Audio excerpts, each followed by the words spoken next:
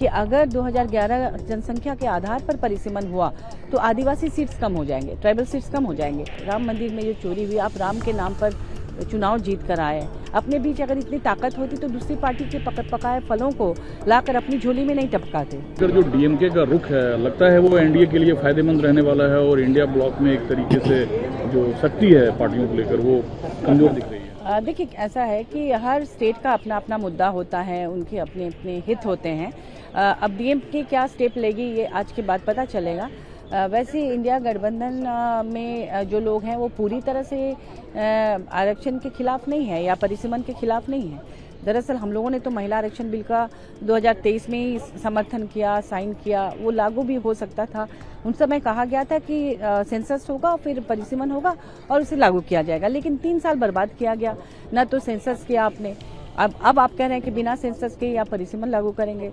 इससे झारखंड जैसे राज्यों को बहुत नुकसान हो सकता है। अभी आदिवासी संगठनों ने मेरे पास ज्ञापन दिया है आने से पहले। उनका कहना है कि अगर 2011 जनसंख्या के आधार पर परिसीमन हुआ तो आदिवासी सीट्स कम हो जाएंगे, ट्राइबल सीट्स कम हो जाएंगे। तो इस तरह के मुद्दे जिन जिन स्टेट्स में हैं उनको वो उसका विरोध कर रहे हैं, और जहां इस तरह की समस्या नहीं है हो सकता है वो समर्थन करें। जिस साफगोई से आप बात कह रही हैं, तो जो परिसीमन बिल जिसकी चर्चा हो रही है अगर फ्लोर में लाया जाता है तो क्या आपकी पार्टी इस बिल का समर्थन करेगी? देखिए, हम इंडिया गठबंधन के पार्ट हैं। इंडिया गठबंधन की मीटिंग अभी होने वाली है और उसमें जो भी निर्णय होगा, सामूहिक निर्णय होगा, उसके बाद पार्टी लेवल पर तय किया जाएगा कि हमें क्या करना चाहिए। परिसीमन तो टाइम टू टाइम नीड्स है डेमोक्रेसी। बिल्कुल नीड्स है, हम चाहते हैं कि वो जल्द से जल्द आए, लेकिन उसके साथ साथ सेंसस में क्यों देरी की गई, 3 साल क्यों बर्बाद किया गया, ये बात है। दूसरा, राम मंदिर चंदा चोरी पे विपक्ष जो है काफी एग्रेसिव एक तरीके से हल्ला बोल है जी। तो ये तो बहुत बड़ा मुद्दा है। राम मंदिर में जो चोरी हुई, आप राम के नाम पर चुनाव जीत कर आए, आप राम के नाम पर इतनी राजनीति किए और उस मंदिर में चोरी आप कर क्या रहे थे?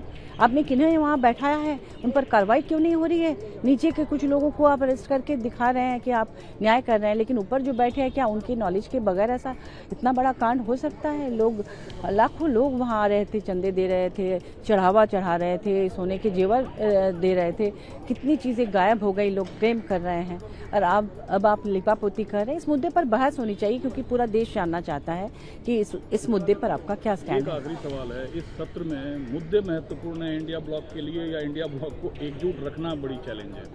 देखिए, ऐसा है कि पॉलिटिक्स में हर की अपनी आइडियोलॉजी होती है, हर पार्टी का अपना हित होता है।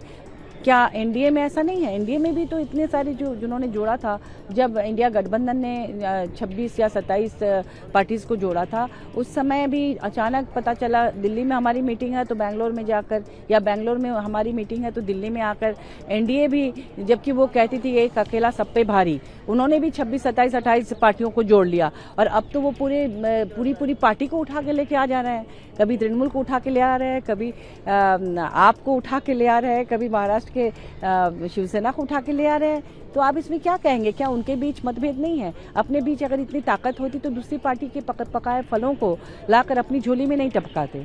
तो इसलिए इस तरह का आरोप तो बिल्कुल मत लगाइए, क्योंकि इंडिया गठबंधन मजबूत है और सभी लोग एक साथ हैं। सिर्फ अपने अपने हित होते हैं हर स्टेट का, और आइडियोलॉजी होती है, उसको लेकर काम हो रहा है। Thank you.